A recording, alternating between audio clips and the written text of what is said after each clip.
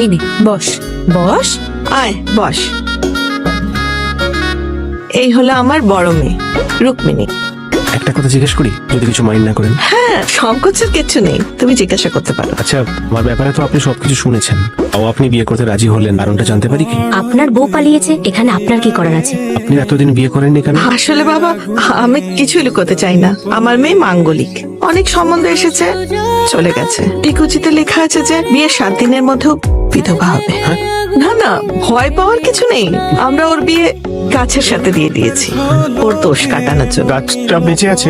হ্যাঁ, ওই যে ওইদিকে দেখো বাগানে, ওই গাছটা। কিন্তু ঠিক আমার মতোই অবস্থা হলো, একজনের সঙ্গে ডিভোর্স হতে না হতে আর একজনের সঙ্গে বিয়ে ঠিক হয়ে গেল। তোমার ডিভোর্স হয়নি? হয়ে যাবে বৌদি, বিয়েটাও তো আজ বললে কাল হয়ে যায় না। অ্যারেঞ্জমেন্ট চলতে থাকুক, তার মধ্যে ডিভোর্সটাও হয়ে যাবে।